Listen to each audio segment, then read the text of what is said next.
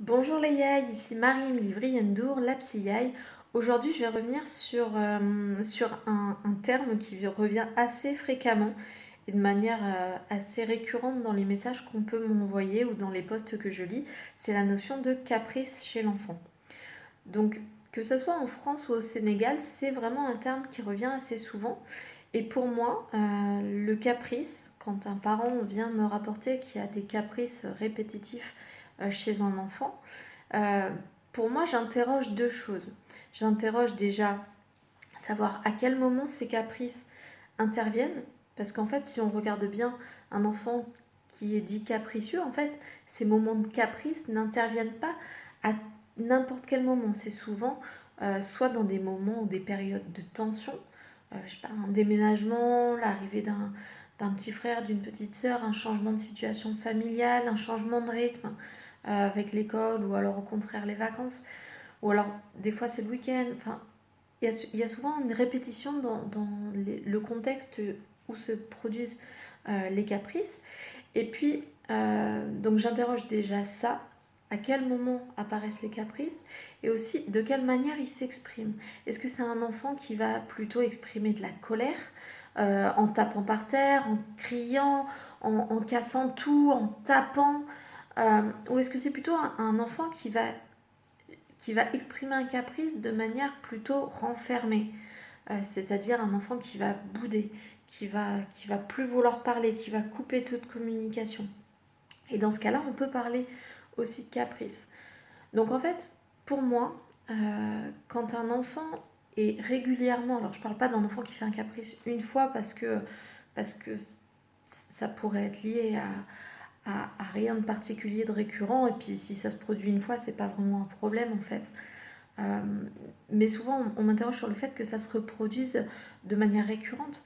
Euh, donc pour moi, le caprice exprime deux choses. Donc un besoin inassouvi de l'enfant, une non-gestion de ses besoins fondamentaux. Alors quand je parle de besoins fondamentaux, je parle en l'occurrence de ses besoins de dormir, de manger, d'affection, de sécurité, de, de, de repères, de structure, de créativité aussi, ou de pouvoir se décharger par de l'activité physique. Ça, c'est vraiment les besoins de l'enfant.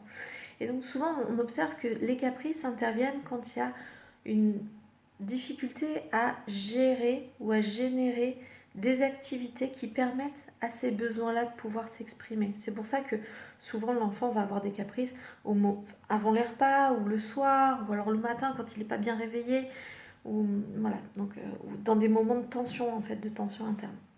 Donc pour moi, les caprices, ça parle d'un besoin de l'enfant qui n'est pas satisfait et qui du coup va générer une tension que l'enfant ne reconnaîtra pas ou n'identifiera pas comme telle ou dont il ne connaîtra pas forcément la cause et qu'il va décharger ou qu'il va essayer de contenir. C'est pour ça que je parlais des crises en expressivité extérieure et des crises plutôt en tentative de contenance. Donc, premièrement, donc ça parle d'un besoin de l'enfant qui n'est pas forcément repéré et qui est souvent même très éloigné en fait de ce qu'exprime l'enfant à ce moment-là. Un enfant fatigué peut faire une crise pour regarder un dessin animé ou pour aller au parc, ou peu importe. Ça peut être totalement antagoniste avec son besoin. Donc un besoin de l'enfant qui n'est pas assouvi.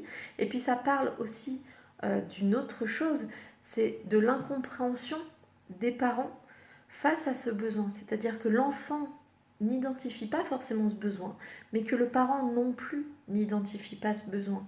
Et donc un parent qui arrive en disant mon enfant est capricieux, en fait c'est souvent des parents qui expriment qu'en fait il se passe un truc chez leur enfant. Un truc qu'ils voient, ils voient l'expression de ce truc-là, mais ils comprennent pas ce qui se passe. C'est-à-dire que ils sont dans l'incompréhension et donc dans l'impuissance par rapport au fait de pouvoir satisfaire ses besoins. Donc en fait, on peut travailler de différentes manières. On peut travailler tout simplement dans l'identification en fait des schémas répétitifs. Tiens, il fait des caprices, mais à quel moment? C'est souvent dans des moments le soir ou le matin, Donc il y a toute une période de repérage de qu'est-ce qui est en train de se passer et à quel moment ça se produit, et qu'est-ce qui se passe avant et qu'est-ce qui se passe pendant la crise et comment ça s'apaise. Des fois c'est juste une histoire de temps, des fois c'est peu importe. En tout cas voilà, on repère la structure des crises qu'on appelle caprices, et puis on repère aussi comment le parent réagit à ce moment-là, qui alimente la crise, ou ce qu'il peut faire justement pour pouvoir apaiser la crise. Et ça dépend vraiment de chaque enfant. Il n'y a pas de remède miracle. C'est juste un apprentissage commun entre l'enfant et le parent de comment l'un et l'autre fonctionnent, des besoins de l'un et de l'autre. Il y a des moments où les besoins de l'un et de l'autre seront pas forcément totalement en phase. Par exemple, il se peut que le parent et l'enfant soient un peu en tension au même moment, fin de journée. Voilà, le parent qui a passé la journée au travail ou la journée à s'activer dans tous les sens, un parent qui est fatigué, qui est moins disponible, un enfant qui est aussi fatigué et qui à ce moment-là a besoin peut-être encore plus du parent. Et dans ce cas-là, l'enfant et le parent ne se retrouvent pas. Et donc ça ne satisfait pas le besoin de l'enfant ni celui du parent. Il peut y avoir une crise qui s'installe à ce moment-là. Mais en tout cas, voilà, dès que vous vous entendez penser, tiens, mon enfant est capricieux, demandez-vous, en fait, qu'est-ce qui se joue pour lui? Quelle est la structure de ce qui se passe? Encore une fois, il y a toujours une structure des crises. Il y a un moment où on peut repérer comment ça monte, comment ça se met en place, et puis aussi comment ça se désamorce. Faut savoir qu'en fait, une crise, elle ne dure pas dans le temps. Il y a toujours un moment donné où l'enfant se décharge, si on peut parler ainsi. C'est juste intéressant de se dire, ok, il se passe un truc pour mon enfant, et je pars à la conquête, à la recherche, à l'exploration de ce qui se passe pour lui pour mieux comprendre et mieux pouvoir satisfaire ses besoins. Pas satisfaire l'objet de ce qu'il dit dans le caprice, hein, mais satisfaire son vrai besoin, celui qui est à l'origine vraiment de la crise. Voilà, la vidéo a duré un petit peu longtemps, mais en tout cas, si vous avez des questions, je sais que j'ai pas apporté de réponse ou de solution miracle dans cette vidéo. Je pense que j'en ferai une autre sur qu'est-ce qu'on peut faire justement dans ces moments de crise. Mais déjà d'avoir en tête que tiens, si je parle de caprice, si dans ma tête je pense caprice, ça veut dire un, qu'il se passe un truc pour mon enfant, deux, que je ne comprends pas ce qui se passe pour cet enfant et que probablement lui non plus ne comprend pas ce qui se passe. Donc de partir à l'exploration. Déjà, si vous avez cette posture-là, ça peut déjà désamorcer pas mal de crises de caprice.